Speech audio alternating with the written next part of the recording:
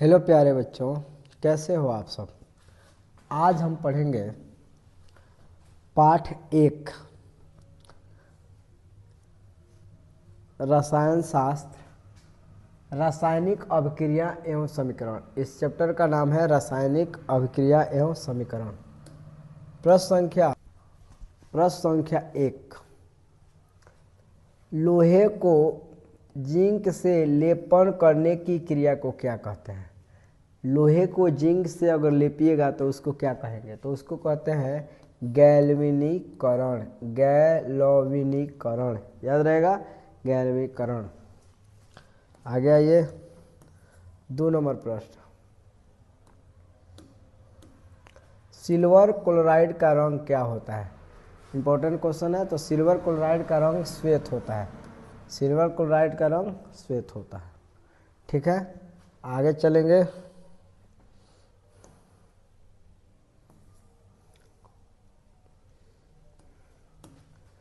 जस्ता तथा तनु हाइड्रोक्लोरिक अम्ल की अभिक्रिया के फलस्वरूप निम्नलिखित में कौन सा गैस बनता है। जस्ता और तनु हाइड्रोक्लोरिक अम्ल की अभिक्रिया के फलस्वरूप कौन सा गैस बनता है, तो H2 बनता है। ठीक है, याद रखेंगे CH2।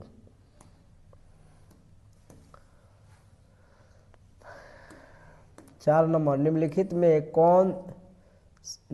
में से कौन एक दहन अभिक्रिया है। निम्नलिखित में कौन एक दहन अभिक्रिया है, तो जल का उबलना दहन प्रक्रिया नहीं है, मोम का पिघलना भी दहन नहीं है, पेट्रोल का जलना एक दहन प्रक्रिया है। जो अभिक्रिया ताप को उत्सर्जित करती है, तो पेट्रोल जलेगा तो ताप निकलेगा। ठीक है, तो आगे चलेंगे 5 नंबर, साग सब्जियों को विघटन होकर कंपोस्ट बनना किस अभिक्रिया का उदाहरण है।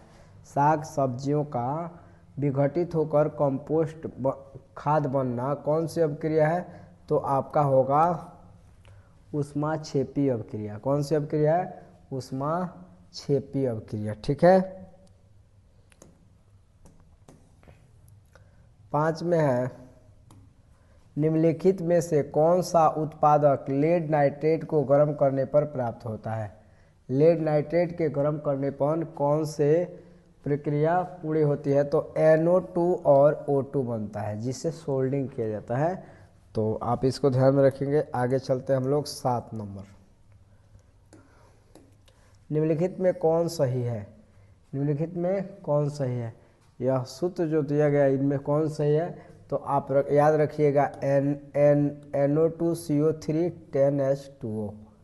याद है ना क्या चीज़ का सूत्र है, तो याद रखिए। अगर याद है तो प्लीज़ कमेंट करके बताइए किसका सूत्र है।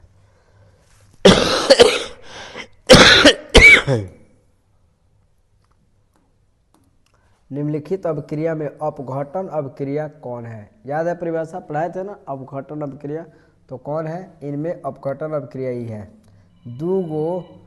एगो से दूगो जब बनता है तो उसको बोलते हैं अपघटन अभिक्रिया। क्या बोलते हैं, अपघटन अभिक्रिया। ठीक है, आगे चलते हैं।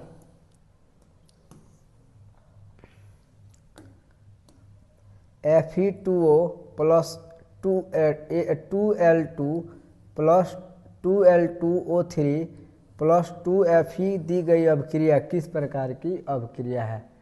तो देखिए ये किस प्रकार की अभिक्रिया है, तो आप याद रखेंगे विस्थापन अभिक्रिया। देखिए दूगो एक दूसरे में विस्थापित हुआ है, तो यह विस्थापन अभिक्रिया है। कौन अभिक्रिया है, विस्थापन अभिक्रिया। याद रखेंगे, तो विस्थापन अभिक्रिया कौन है। लौह चूर्ण पर तनु हाइड्रोक्लोरिक अम्ल डालने पर क्या बनता है। लौह चूर्ण पर तनु हाइड्रोक्लोरिक अम्ल डालने पर क्या बनता है, हाइड्रोजन गैस और आयन क्लोराइड बनता है। क्या बनता है, हाइड्रोजन गैस और आयरन क्लोराइड बनता है। चलिए 11 नंबर हम क्वेश्चन देखते हैं। श्वसन किस प्रकार की अभिक्रिया है। श्वसन किस प्रकार की अभिक्रिया है, तो श्वसन उपचयन अभिक्रिया है। श्वसन उपचयन अभिक्रिया है। चलिए 12 नंबर प्रश्न देखेंगे हम। 12 नंबर प्रश्न है, ई किस प्रकार की अभिक्रिया है? ये दिया है CuO प्लस H2O बना है Cu प्लस H2O, किस प्रकार की अभिक्रिया है? तो यह अभिक्रिया है अपचयन अभिक्रिया। दूगो अपचयित हुआ है, अब हाइड्रोजन और ऑक्सीजन से होता है। तो ध्यान दीजिएगा, याद होगा अपचयन उपचयन अभिक्रिया पढ़ाए थे तो आपको ध्यान में रहा होगा। तो चलिए आगे चलते हैं। इलेक्ट्रॉन के हस्तांतरण से बने यौगिक कहलाते हैं। इलेक्ट्रॉन के हस्तांतरण से कौन यौगिक बनते हैं? तो वैद्युत संयोजन बनता है। किससे कौन बनता है? वैद्युत संयोजन बनता है। ठीक है, 13 के बाद 14 में चलेंगे। 14 है, निम्नलिखित में दी गई अभिक्रिया में कौन सा कथन सही है? निम्नलिखित में दी गई अभिक्रिया में कौन सा कथन सही है? तो कॉपर का ऑक्सीकरण, इसके कॉपर का ऑक्सीकरण हो रहा है, कॉपर ऑक्सीजन के साथ संयोजन हो रहा है, कॉपर ऑक्सीकरण हो रहा है। ठीक है,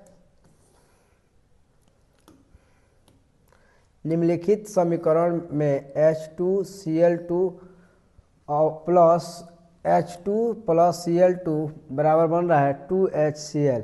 तो यह कौन सी अभिक्रिया? तो एक संयोजन अभिक्रिया। देखिए दो गो मिल के एक हो रहा है तो संयोजित हो रहा है, तो संयोजन अभिक्रिया है। ठीक है, तो चलिए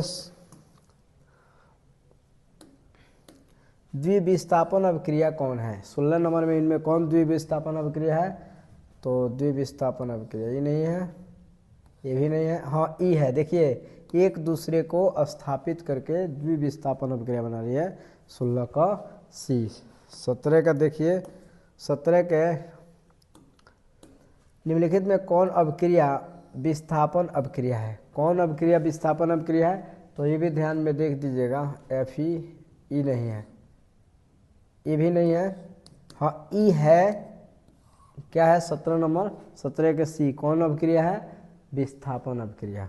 ठीक है, इसको परिभाषा पर नजर कर लीजिएगा, इंपॉर्टेंट है। 18 नंबर, अवक्षेपण अभिक्रिया किस प्रकार का लवण प्राप्त होता है? अवक्षेपण अभिक्रिया से किस प्रकार का लवण प्राप्त होता है? 18 नंबर इंपॉर्टेंट है, बी अविलेय लवण प्राप्त होता है। याद रखेंगे, अविलेय लवण प्राप्त होता है। 19 नंबर, निम्नलिखित में से कौन एक अपघटन अभिक्रिया का उदाहरण नहीं है? नहीं है, देख लीजिए, नहीं है, उपघटन अभिक्रिया नहीं है, ये तो है। दूसरा बात ये भी है ना जी, तीसरा नहीं है, तीसरा नहीं है, तीसरा अपघटन अभिक्रिया का उदाहरण है, तो तीसरा ऑप्शन सही होगा इसमें। तीसरा ऑप्शन, मानव शरीर में भोजन का अपचयन, तो ये भी अपघटन अभिक्रिया के अंतर्गत आता है, ई नहीं है। चलिए 20 नंबर देखिएगा, निम्नलिखित में कौन एक रेडॉक्स अभिक्रिया है? रेडॉक्स अभिक्रिया कौन है? तो याद रखिएगा, इनमें है रेडॉक्स अभिक्रिया ई है। कौन है? ई है। क्या है?